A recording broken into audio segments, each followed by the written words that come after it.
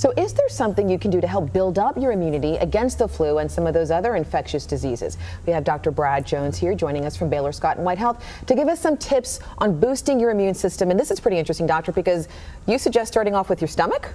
Yeah, so when we say boost immunity, how do we measure that really? We look at like what can we do to get less sick, or if we do get sick, have less severe symptoms. So if we go through it, so there's not a great huge study that says that this is what you do. So a lot of it's kind of pieced together. Okay. So start with, it looks like there are some studies that show people take probiotics or for your intestines. And for folks who aren't familiar with that, what are probiotics? It's like positive, good bacteria for your stomach, like the things that go in yogurt for cultures and stuff like that, or kombucha and stuff like that. So those good cultures help populate your good bacteria in your stomach. How does that decrease respiratory infections? I don't know, but it looks like they do get less of them when you take that.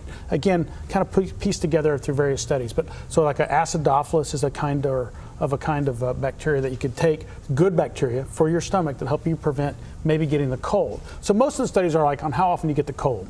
You know, this flu season is so bad that it's even hard to say. So, for example, the probiotics are a good thing. Supplements, maybe vitamin C. So vitamin C has been studied a lot, and there's all kind of mixed data. Most show that you don't get less often, you don't get sick less often, but you get less severity. Okay, so it's a little bit weaker when it hits you. Yeah, you're better to fight it off. There was one interesting case where people that trained for marathons in the Arctic got less sick with vitamin C. So there's one study that showed it, but it was very extreme conditions. So vitamin C looks like it doesn't hurt, may help. Elderberry, like the expert said, might help severity of symptoms. Tamiflu, obviously, if you get the flu, take it. If you can find it, too. One thing we underplay is stuff like sleep. Okay. Yeah, sleep and stress, because I guess when you're taking care of your body, it's better equipped to actually fight off the bugs once they hit you. I mean, we know sleep deprivation lowers your immunity. So obviously more sleep will help you. Now there's probably a threshold where above doesn't help you. Sleeping 12 hours a day is probably not more helpful than 8.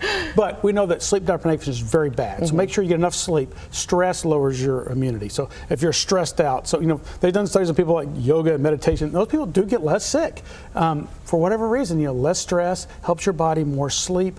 Exercise, studies on exercise, so that generally people who exercise more have less illness also, probably because it helps their stress levels, I suspect. Really common sense stuff here, but it's always good to get that reminder. Dr. Brad Jones, thank you so much for joining us midday. Really appreciate it.